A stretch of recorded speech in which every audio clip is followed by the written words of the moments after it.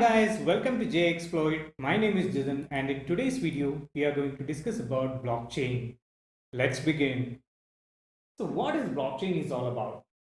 Blockchain is basically a chain of information blocks or data blocks. Each block in the chain has got some sort of information in it. It was invented in 1991 and the primary purpose of blockchain was to track records. Track records in medical field, real estate, etc.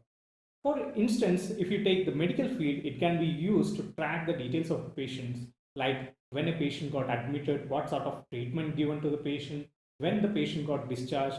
All this data can be put together in a chain of blocks. So it is connected so well in sequence that it can be used to track it later.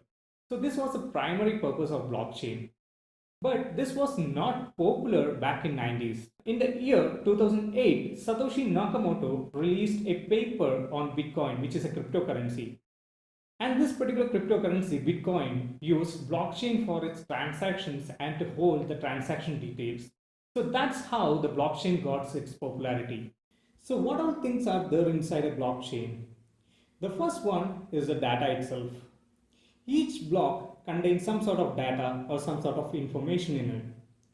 The second one is the hash value. Each block has got a unique hash.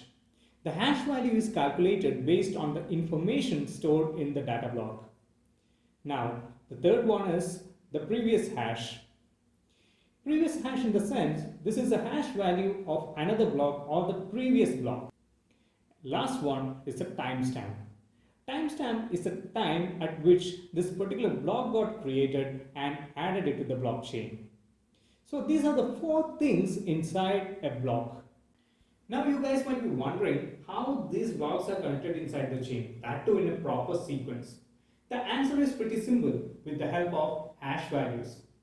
There are two different hash values for each of the block in the chain. One is the hash value of the block itself and the second one is the hash of previous block.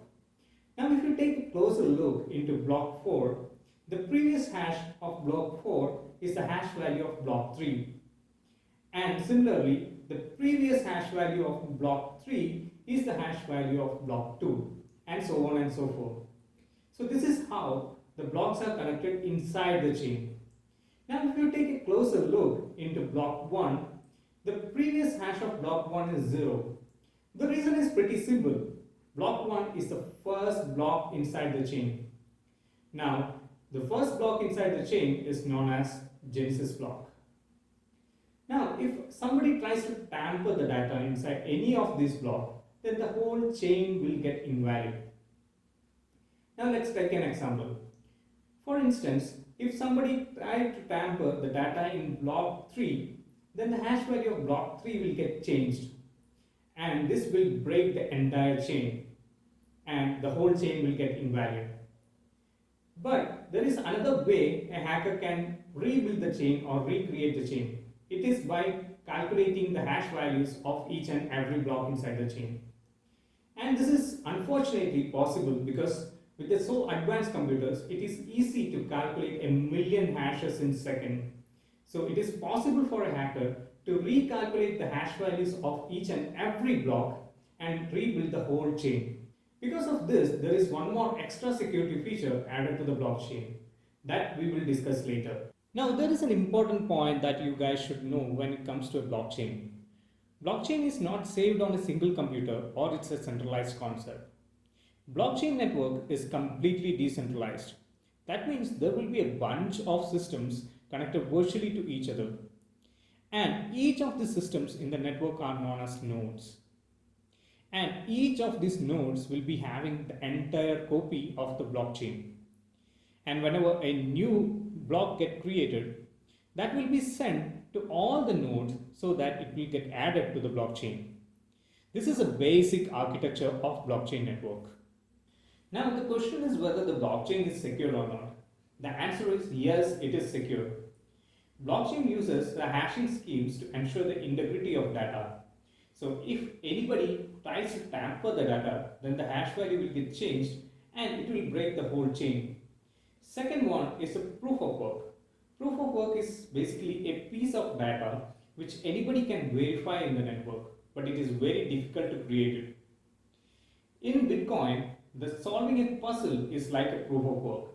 So if a node wants to verify a new block, then it should also submit the proof of work by solving this puzzle. And solving this puzzle is not that easy.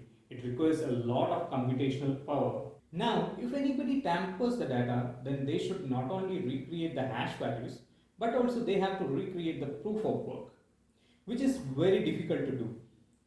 Proof of work recreation requires a lot of computational effort. Not only that, the hacker should compromise more than 50% of the blockchain network to recreate the proof of work, which is almost equal to impossible. So there are basically three types of blockchain. The first one is the public blockchain. In public blockchain, anybody can send the transactions. Not only that, anybody can become the validator and submit the proof of work. Second one is a private blockchain. In order to join the private blockchain, you need an invitation from the administrator. Not only that, you will be having restricted access and not easily anybody can become the validator in private blockchain. Third one is a hybrid blockchain. Hybrid is a combination of public and private. In a single blockchain, some part of the blockchain will be private and other part of the blockchain will be public. So these are the three different types of blockchain.